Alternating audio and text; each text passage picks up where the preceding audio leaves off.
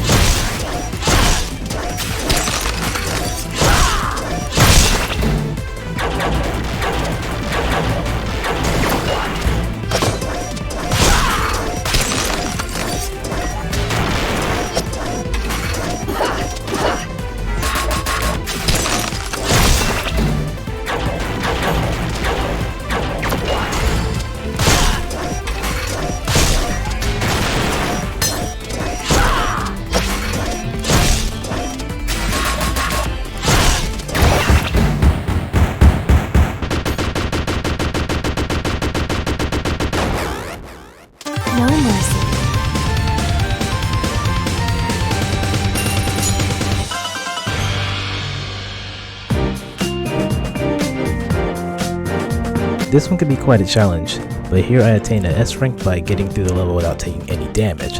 No matter how little an attack does to your HP, if it causes your health to go down by any amount, you will automatically drop to an A rank. Now, let's take a look at a similar scenario, but this time in Shenlin Park.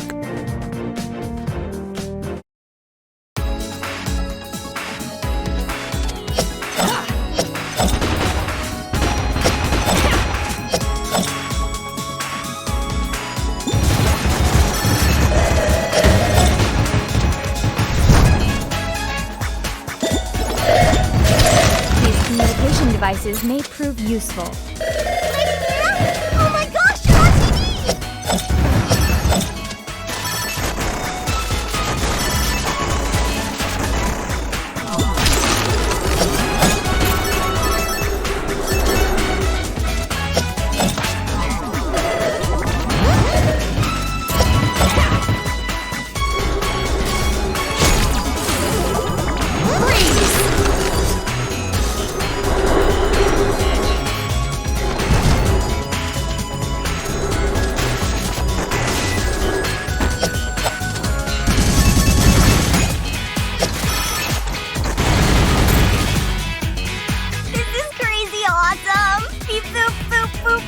Stop that immediately.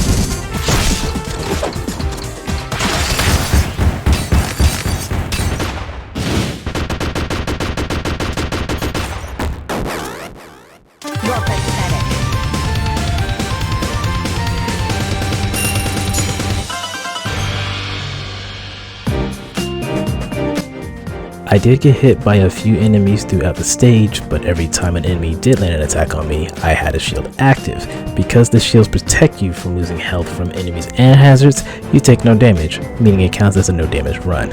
If you know where shields are in the stages and like to play at a slower pace, I highly recommend using this method if you want to get S ranks. Now you see there are empty slots for potions and items on my results screen, so let's test out what happens when you utilize those resources, starting in Avian Museum.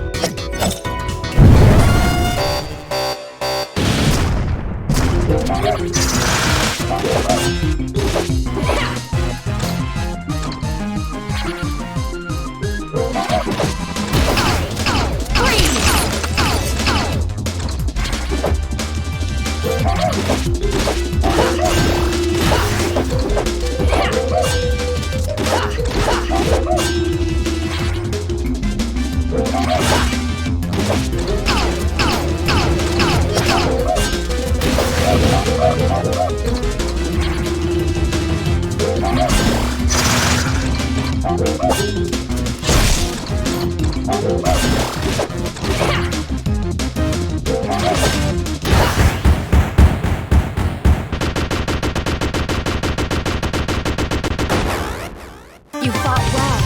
Too bad you're on the wrong side. I met the requirements for a no damage run, but due to utilizing a potion which increased my jumping capabilities and power, it penalized my grade. Since potions provide buffs to your characters, let's see what happens when we use items that also grant buffs. This time we'll be going through Airship Sigwada? Skydeck.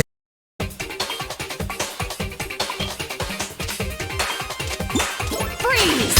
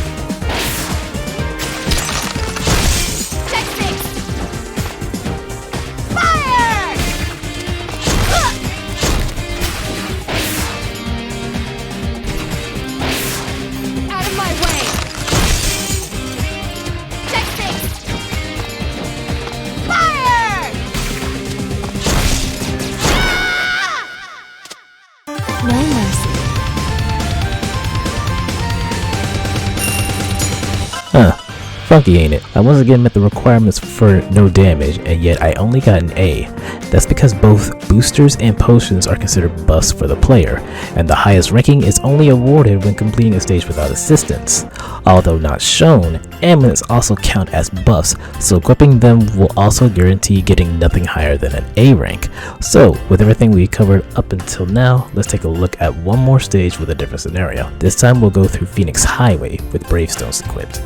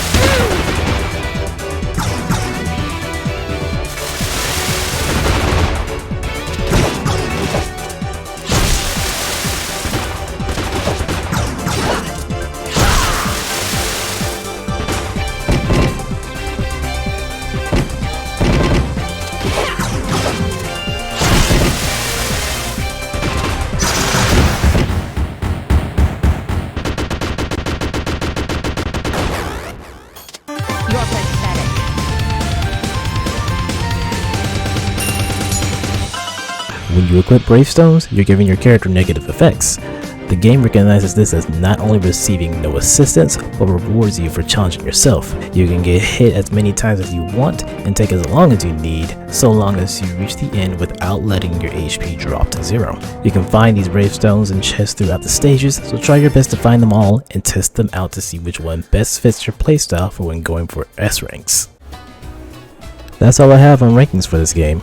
I'm not entirely sure if calling this a complete guide is accurate, but regardless, I appreciate you taking the time to watch all the way through. If there's something I missed, please feel free to comment below. Free and Play 2 is a special game to me, and the wait was well worth it, so any additional info is always welcome, and I hope the community continues to grow as time goes on. Thank you for watching, and I'll catch y'all some other time. Take care, y'all.